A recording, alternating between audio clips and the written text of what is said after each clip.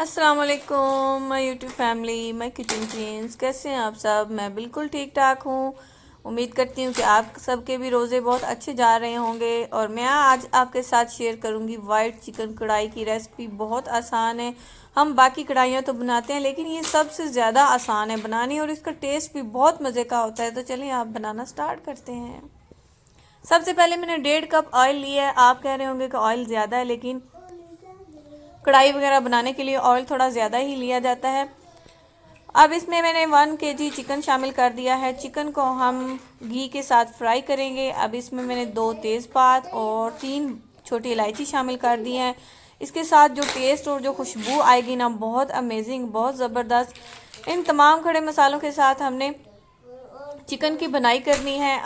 अब इसमें मैंने 1.5 चम्मच नमक शामिल कर दिया है। नमक आप अपने टेस्ट के हिसाब से भी शामिल कर सकते हैं।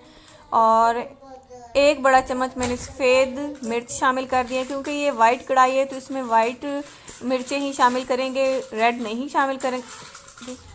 और अब मैंने 2 बड़े चम्मच अदरक और लहसुन का पेस्ट शामिल कर दिया है। इन तमाम चीज़ों के साथ अच्छी तरह से इसको फ्राई करेंगे। काफ़ी हद तक हमारा चिकन फ्राई हो गया है। अब मैंने 2 बड़े प्याज जिसके मैंने पेस्ट बना के शामिल किए, ताकि इसकी ग्रेवी अच्छी सी मज़ेदार सी ग्रेवी तैयार हो जाए। इसके बाद मैंने 5 सब्ज़ मिर्चें, जिनको मैंने अच्छी तरह से समझ लें पेस्ट ही बनाई है, लेकिन मोटी मोटी क्रश की हुई हैं।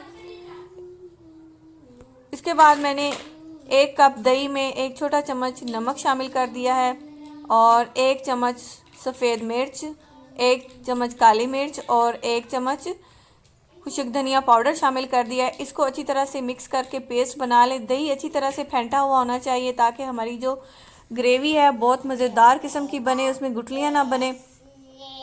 इस दही के मिक्सचर को हम इसमें चिकन में शामिल कर देंगे। अगर आपको मेरी ये रेसिपी अच्छी लगे तो मेरे चैनल को सब्सक्राइब करें, वीडियो को लाइक करें और शेयर करें। अगर आपने मुझे इंस्टाग्राम, टिकटॉक और फेसबुक पर फॉलो नहीं किया तो वो भी कर लें। लिंक्स आपको डिस्क्रिप्शन में से मिल जाएंगे। और अब इसको मज़ीद मज़ेदार सा खट्टा सा टेस्ट देने के लिए 1 लेमन का जूस शामिल कर दिया है। और अब मैंने 1 कप डेयरी क्रीम शामिल कर दिया है। इसके साथ जो इसकी ग्रेवी में टेस्ट आएगा ना, अल्लाह अमेजिंग टेस्ट आएगा। ज़रा इसको आप एक दफ़ा बनाइएगा, ट्राई कीजिएगा। आप इसके बाद वाइट कढ़ाई ही बनाएंगे, कभी दूसरी कढ़ाई नहीं बनाएंगे। इसका टेस्ट बहुत मज़ेदार होता है। आपने इसको ज़रूर ट्राई करना है और मेरी रेसिपी को फॉलो करना है।